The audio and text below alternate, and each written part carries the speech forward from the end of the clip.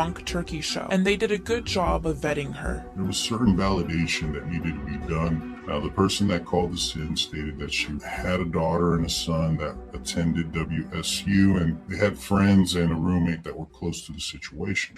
I called the FBI on the 13th, actually, because I knew my daughter received the text. That is all true. She had received the text by 10 a.m. For privacy reasons, I bleeped out certain names we talked about.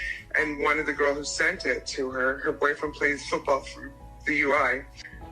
So, but then when I called at 5 o'clock, when we got the alert on the way home, she knew everything that had happened.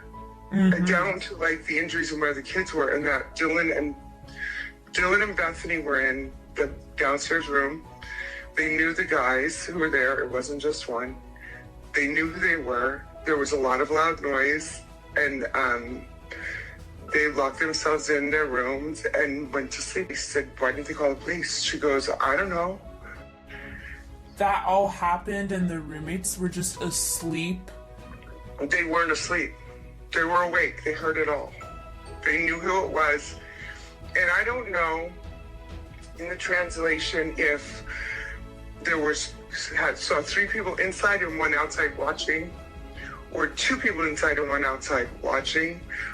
So from what I've been able to boil down and get pieces together from what I know, and I think Wazoo's involved too. Don't get me wrong here. I'm not just saying U of I. I mean, both schools are involved. And not just because he was the teacher there. How did he get vetted? Who is vetting him? Kim, and you had some things, come out from her. Are you going to be putting anything with her or any of the comments that she made? Yeah, I have something I'm putting together.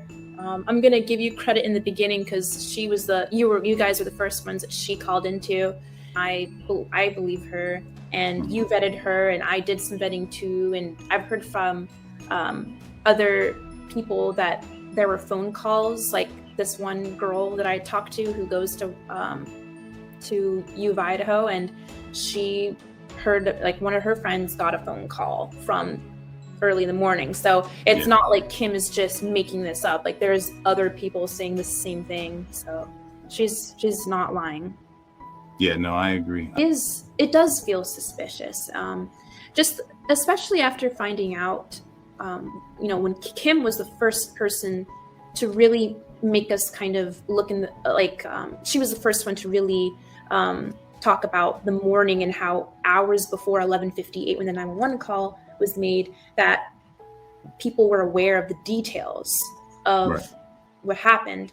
So that in a way is a bit concerning, because if that's the case, then why was police not called?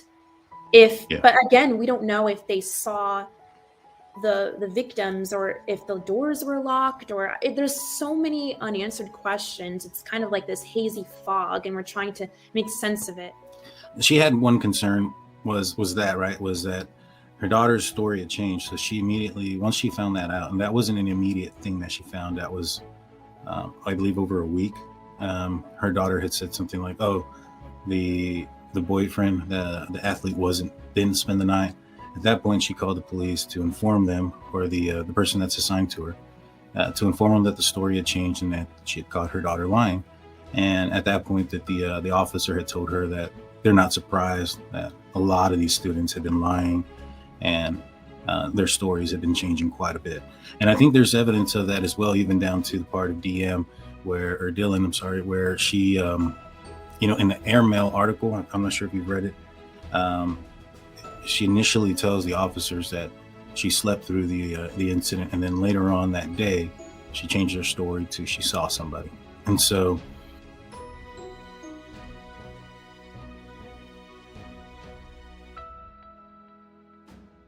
I don't know if I can believe what you're saying, because if this is stuff that you've told the FBI, why would you come public with this?